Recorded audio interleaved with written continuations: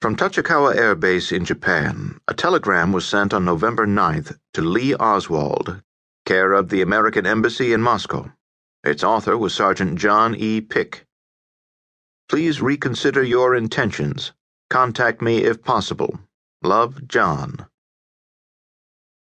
John McVicker of the American Embassy in Moscow wrote a note for the Oswald file. November 9th, 1959. I took a typed copy of the message from Pick, Oswald's half-brother, down to the Metropole Hotel today to deliver to Oswald.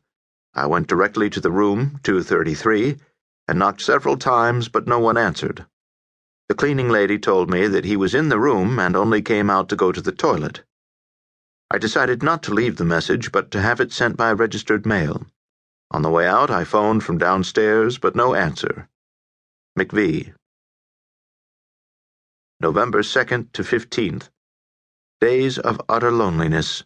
I refuse all reporters, phone calls. I remain in my room. I am racked with dysentery. Now, at the Metropole, Rima would go up to his room. She could. She had been given new rules, as if it were a new case. She was assigned to taking full care of him. He was no longer a tourist. They took it as something very serious, and so did he. Why were they not solving this problem? He was very nervous. He told her that all his money had gone for his tour de luxe. He had done it purposely.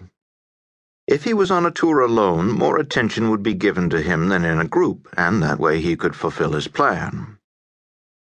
Rima's relationship with Lee became a good deal closer.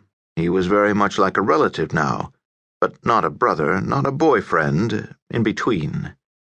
He wanted to kiss her and was ready to try, but she didn't want that. She never kissed him at all, not ever. It was considered, as the English would say, not good form to behave like that. People who did could lose their jobs.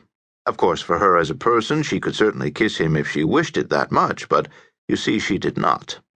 Certainly not.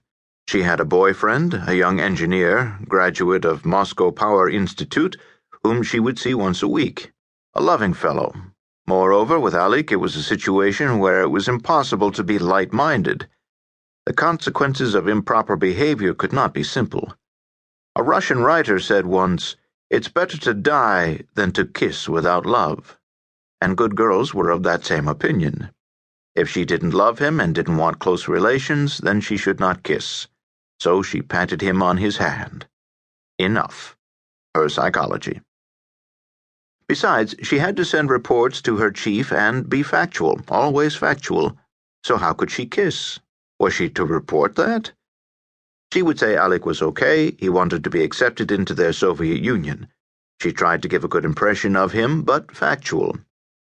Sometimes she wrote her report daily, sometimes weekly. It depended on how much information she received. They didn't ask her to tell them every day, but absolutely when she felt she should. Very difficult days. However, she must say, she enjoyed her in-tourist job immensely, an adventurous job and patriotic, and connected with protecting her government and her country. She considered herself as doing a very important job that her country needed. So when she gave her impression of Oswald to her chief, it was to enable them to make an educated decision on what to do. KGB needed intelligent reports. They had to know as many aspects as possible of how this specific person was different from other people, and Alec was different from others. Although she did not think he was a spy from American intelligence, she had never met a spy. So despite her personal impressions, she had to be careful. Nowadays, if she were working in Intourist, she could analyze him, but in those days they simply said to her, "Did he meet people in your presence?" They never asked her opinion if he was sincere. She would have told them he was. He is frank and wants to stay, but she wasn't asked. And, of course, KGB, not Intourist, would make that final decision. Besides, she didn't know what he did after dinner.